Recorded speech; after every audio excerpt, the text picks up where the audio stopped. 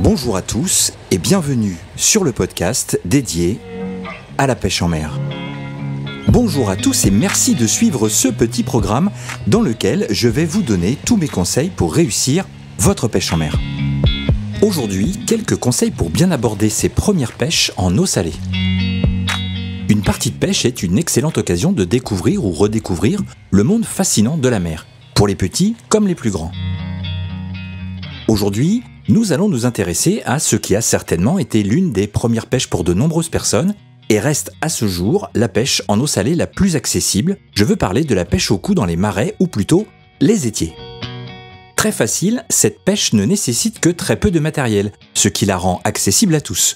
Voyons ensemble comment s'y prendre pour démarrer, quel matériel utiliser. Allez, c'est parti! Les étiers sont des canaux souvent d'eau de mer servant à alimenter généralement les marais salants. Cette pêche peut se pratiquer toute l'année, mais trouve tout son sens d'avril à octobre.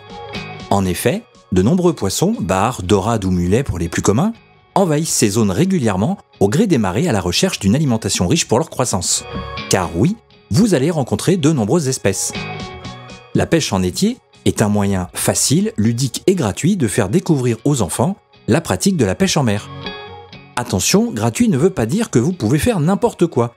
J'en profite donc pour vous rappeler que les poissons sont soumis à une maille réglementant leur capture et je vous invite à vous renseigner, car vous allez, le plus souvent, relâcher vos prises. Tous les étiers ne vous sont pas accessibles, donc surtout, renseignez-vous. Les portions en lien direct avec la mer appartiennent au domaine maritime et sont donc pêchables, mais il y a parfois des subtilités qu'il vous faudra déjouer. Un conseil donc, demandez autour de vous. Côté matos, rien de plus simple. Le premier prix d'une gardonnette pour la pêche au coup fera parfaitement l'affaire. 3 ou 4 mètres pour les plus petits et 5 à 6 mètres pour les ados ou adultes.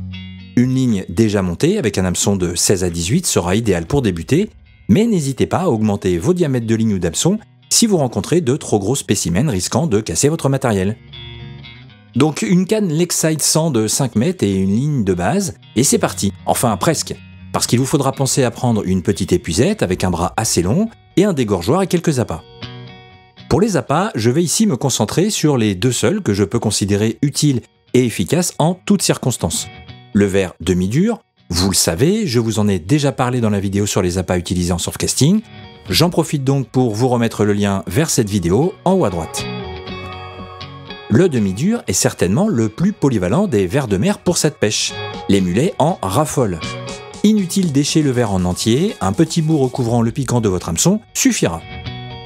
L'autre appât d'exception est certainement la crevette, mais attention, pas celle du commerce, non, celle que vous-même, à l'aide d'une petite épuisette, allez chercher à proximité de votre zone de pêche. Comme les demi-durs, ces appâts vivants sont fragiles. Pensez donc à emporter un petit seau avec vous dans lequel vous aurez préalablement mis de l'eau de mer et quelques algues éventuelles. Surtout, placez-les à l'ombre pour ne pas les voir blanchir et périr prématurément. Bon, tout est prêt, allez, c'est parti. Canne tenue à la main, plongez votre appât au gré du faible courant et n'hésitez pas à les réajuster au fil de l'eau. Surveillez bien votre bouchon, à la touche, ferrez rapidement dans un mouvement continu pour sortir votre prise. Surprise, bar, mulet ou dorade, vous aurez l'embarras du choix. Après chaque capture, vérifiez sa taille et si vous ne pouvez pas le conserver, relâchez rapidement votre prise. Petit poisson deviendra grand pour le plaisir d'un autre pêcheur. Il y a de vrais bons moments à partager autour de cette pêche des plus simples et ludiques. Entre copains ou en famille, vous prendrez le plus souvent des poissons trop petits pour être conservés. Mais parfois, vous pourriez être surpris du nombre de poissons maillés qui remontent les étiers à la recherche d'une nourriture abondante. Alors insistez et surtout, amusez-vous. J'espère que tous ces conseils vous permettront de prendre beaucoup de poissons et de vous amuser au bord de l'eau. Évidemment, adoptez un comportement citoyen et ne laissez pas de déchets derrière vous. Si vous tombez sur un déchet abandonné par un autre pêcheur, ramassez-le. J'espère vous avoir aidé à aborder ce moment de la bonne manière, alors maintenant, c'est à vous de jouer. Si ce programme vous a plu, n'hésitez pas à le partager et à me laisser un commentaire. On se retrouve ici très vite pour un nouveau conseil de pêche. Je vous dis à bientôt. Allez, ciao!